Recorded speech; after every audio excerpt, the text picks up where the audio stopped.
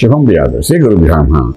సింహరాశి వారికి ఫిబ్రవరి 15వ తారీఖు నుండి 28వ తారీఖు వరకు ఏ విధంగా ఉంది అనే విషయాన్ని మనం విశేషంగా తెలుసుకోవడం ప్రయత్నం చేద్దాం.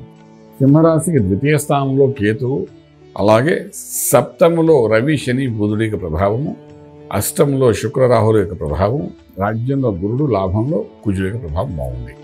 కుజుడు లాభంలో బాగున్నాడు, ద్వితీయంలో కేతువు చాలా బాగున్నాడు. ఆర్థిక వ్యవహారానికి వచ్చినప్పుడు ఆర్థికంగా చేసే డెవలప్మెంట్స్ అన్నీ సక్సెస్ఫుల్ అవుతాయి.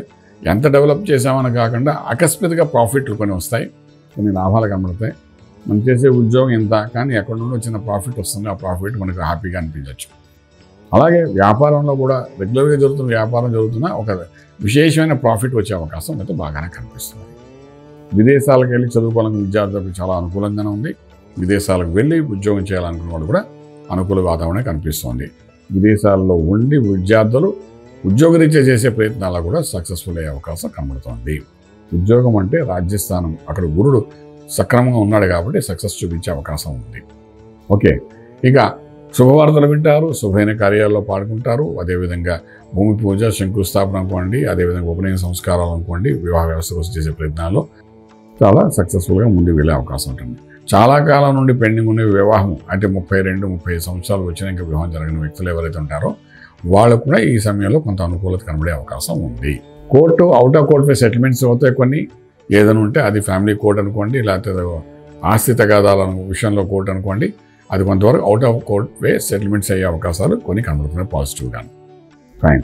ఇక మనం ముందుకు వెళ్ళినప్పుడు ఇంపోర్ట్ ఎక్స్పోర్ట్ వ్యాపారాలు చక్కటి అనుకూలంగా కనబడుతున్నాయి. ట్రేడింగ్ చేసేటప్పుడు లక్కీ నెంబర్ 1 పాజిటివ్గా మీకు కనబడుతుంది. అలాగే ఆరోగ్య విషయానికి వచ్చినప్పుడు ఇక్కడ ఆరోగ్యం రాహు అష్టంలో ఉన్నప్పటికీ కూడా, శుక్రుడితో కూడా కలిసి ఉన్నప్పటికీ కూడా, సప్తమ భావంలో ఉన్న గ్రహం మైత్రి ఏదైతే గ్రహాల యొక్క యుద్ధం ఏదో జరుగుతుందో దాని మూలాన కొంత అనారోగ్యం అంటే marital life, wife and husband మధ్యన తగాదాలు, గొడవలు, చిరాకులు ఇవి కొంచెం ఎక్కువ జరగడం వల్ల ఆ ప్రభావితమై అది ఆరోగ్యం చూపించే అవకాశం ఉంటుంది. అంటే బీపీ, షుగర్స్ పెరగడం, లెవెల్స్ పెరగడం ఇవన్నీ చూపిస్తాయి. కాబట్టి వీలైనంతవరకు సమన్వయపరుచుకుంటూ వెళ్ళడానికి సంసార జీవనాన్ని ప్రయత్నం చేయడానికి చేయండి. దానివల్ల ఏంటంటే కొంత రిలాక్సేషన్ కాకపోయినప్పటికీ కొంత కంట్రోల్లో చేసుకోగలిగితే బాగుంటుంది. ఏదైనా రవిశనులు యుద్ధం అక్కడ జరుగుతున్నప్పుడు మీ వైఫ్ అండ్ హస్బెండ్ మధ్య గొడవలు, చిరాకులు అవుతూనే ఉంటాయి. అదే యుక్త వయసులో ఉన్న పిల్లలైతే, పెద్దవాళ్ళంటే కొంచెం కంట్రోల్లో ఉండిపోతారు, చిన్నవాళ్ళు ఉండరు. కాబట్టి అది విదేశాల్లో ఉన్నా, ఇండియాలో ఉన్నా, ఎక్కడున్నా సమన్వయపరుచుకుంటూ ఉండడానికి ప్రయత్నం చేసుకోండి. లేకపోతే ఇది పూర్తిగా విడిపోయేంత వరకు తీసిపోయే అవకాశం ఉంటుంది. ఈ 2 కాంబినేషన్స్ అలా ఉన్నాయి కాబట్టి, సప్తమ భావం ఉంది కాబట్టి. ఏదైనా మంత్రం దగ్గరకు వచ్చినప్పుడు దక్షిణామూర్తి మహామంత్రాన్ని చదువుకుంటూ అన్ని సమస్యలకు పరిష్కార మార్గం చూపిస్తూ రాజమార్గంలో రాజ్యం చూపించగలరు. శుభం వ్యాధి.